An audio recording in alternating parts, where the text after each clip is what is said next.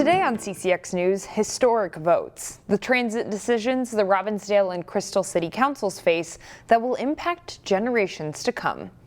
As the Robbinsdale mayor put it, the Blue Line light rail extension will be the largest project in the state of Minnesota, much less Robbinsdale. And as Delane Cleveland reports, it faced a vote Tuesday night with design consequences, one that won't stop the project from moving forward.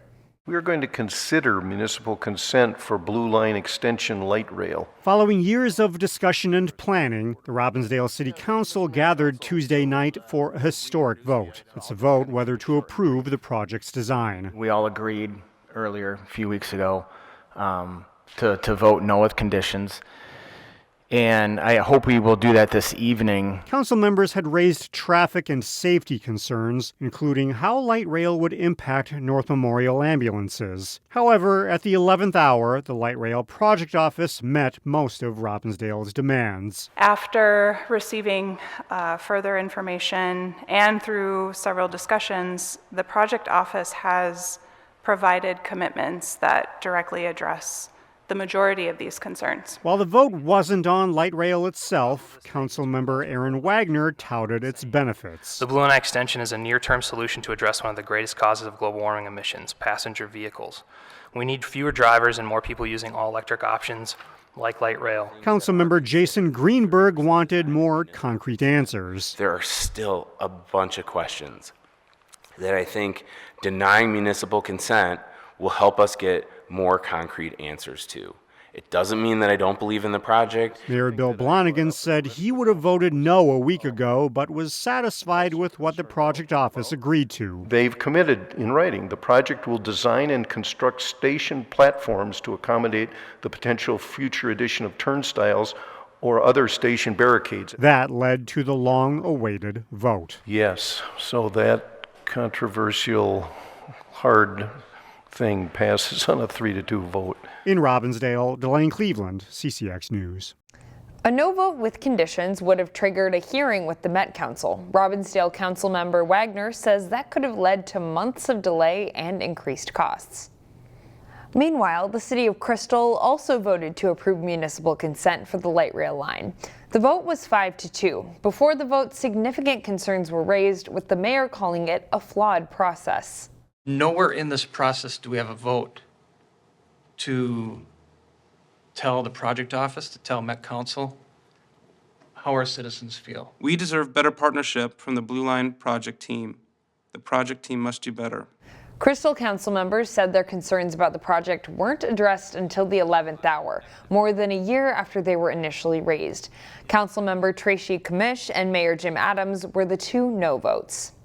There was a second lively debate in the Crystal Council chambers this week. It tied back to the city's water park. You're getting a free pool out of this. A free pool? Yeah. You're out of your mind. The council debated the cost of remodeling the lobby at Crystal Cove Aquatic Park this week. The project, which would cost nearly $500,000, is part of a larger $6 million pool project. The park has been closed for repairs all year as the city reconstructs the pool and water slides. Mayor Jim Adams opposed the lobby remodel, saying costs continue to rise. Others said it needs serious repairs. This project drives me crazy. Just drives me crazy. I've never seen job creep like this in my life. And I got a tour of the pool building this past summer, and it is in, I would actually even say, embarrassing shape. The council approved the lobby remodel in a 6-1 vote, with Adams dissenting. The city of Robbinsdale will soon get a new restaurant, a family restaurant called Taqueria El Parien in the Robbinsdale Town Center strip mall space. As the name suggests, the restaurant will specialize in tacos as well as Mexican seafood. The space used to be Mama Lupita's restaurant. Renovations are underway and no opening date has been set yet. The family also owns other restaurants in Dakota and Scott County. The Twin Cities Marathon is coming up this weekend, and it's shaping up to be a big one. I share the story of one Maple Grove man who is inspired to run. Come on, buddy. Let's go. Let's go. We're going to go for a run. 3 days a week, Tom Perry heads out the door for his workout, often with Otto by his side. It's something he's done many times before, since 1975. Just get on your shoes, run out the door, and you're free. He doesn't make it easy on himself. Each step helps him meet a benchmark. Everything I have is a goal, so I always try and achieve different goals. Some are really ridiculous. This is my finish of the 8th time through the 50 states. One of those goals is to rack up the number of marathons run. Twin Cities will be his 711th. Of that long list, many of those races are ran as a pacer.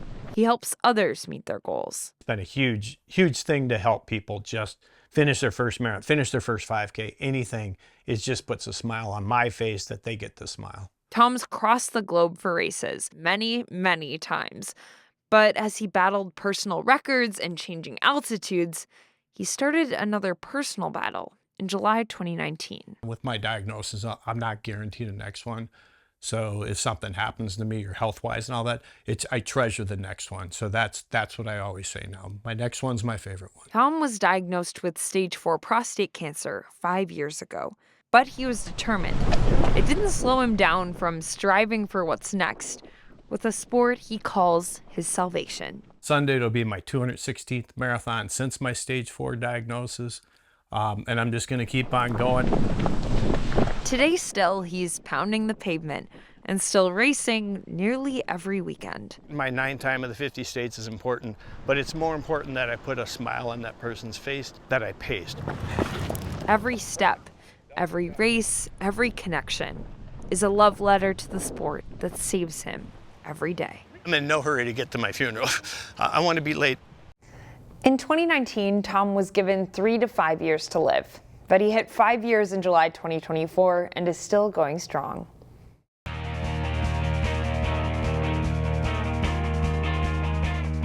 The Wayzata girls soccer team finished as Class 3A state runner-up last season, losing 2-1 to Edina in the final. The Trojans' only loss so far this year was also to Edina back in August. On Tuesday, the Trojans were looking to run their unbeaten streak to 13. Final late conference match of the season for both the second-ranked Trojans and the Royals playing in their final home game of the season. Hopkins goalie Liv Anderson was busy all night. The junior with a stop point blank here on the Trojans' Lauren Craig, one of 9 first-half saves for Anderson. The Trojans do get one in here, though.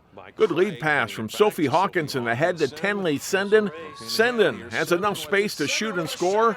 Her team-high 16th goal of the season makes it 1-0. That's a score at halftime, too. Wayzata breaks it open, though, in the second half. Nicole Mahabadi with a shot past Anderson to make it 2-0 just over 2 minutes in. 3 minutes later, the Trojans strike again. Senden with a corner kick right to the front of the Hopkins net. Sarah Hyde knocks it in. And it's 3-0 Wayzata. The Trojans net 3 goals in the first 10.5 minutes of the second half. Hawkinson with the first of her 2 goals comes here. Wayzata wins 5-0, posting their 7th shutout of the season. Section tournament play begins next week. Wayzata is the 2-time defending state Class 3A champion in boys soccer. The Trojans are hoping to close the regular season strong this week. They faced Hopkins Tuesday. Jay Wilcox has highlights. The Wayzata boys soccer team looking for win number 11 on the season as they face host Hopkins in the final late conference contest for each.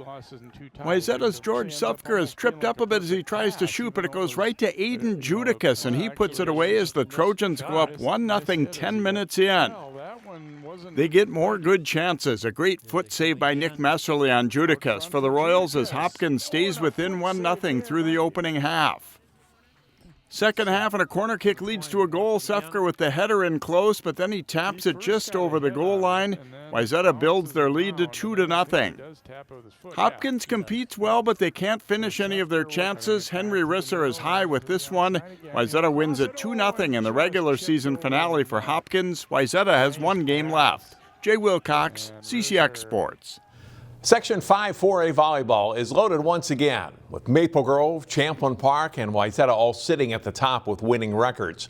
The Crimson faced off against Anoka, who's one of the better teams in Section 7 4A. Ches Moots has the highlights. The Crimson have lost just 7 games this year, with 6 coming to teams that are state-ranked. Anoka 14-3 on the season. First set, Maple Grove got after it early and often. Nice dig. Ginny Schuler sets it up. Casey Schulte up top for the kill. MG up 18-15. Later on in the opening set, another nice dig, this time from the libero McKinley Hartle. Amanda Swire set to Riley O'Rourke. Another kill from the left side of the net going right. Tornadoes can't handle it. The Crimson came up with big plays when they needed to, looking for the set point here. Hartle with a great diving dig to keep it alive. Schuler set back to Marta Haugen. The senior outside hitter gives Maple Grove a 25-20 set 1 win. MG kept that momentum going in the second set. Swires with another set. Avery Quam goes up for the kill this time. Swires led the Crimson with 20 assists. Coming in a close second with 19 assists on the night was Schuler. She added another on this possession. It's O'Rourke with a big swing, one of her 10 kills. The Crimson takes set 2, same score as the first set, 25-20. Third set, Crimson hoping for a sweep. It's that familiar connection again. Schuler to Schulte for the point. MG kept going back to Schulte all night. Midway through the third set, good block up front. Schuler bumps it back to Hartle, who keeps the ball in the back. Schulte times it up perfectly for the back row kill. She led the Crimson with 16 total kills. Anoka never got blown out in any sets, but they never could get over the hump. Maple Grove too much firepower up front and in the back row. They go on to sweep the Tornadoes and move on to 14-7. In Anoka, Chaz Moats, CCX Sports. Find more prep sports games and highlights at ccxmedia.org and follow us on social media.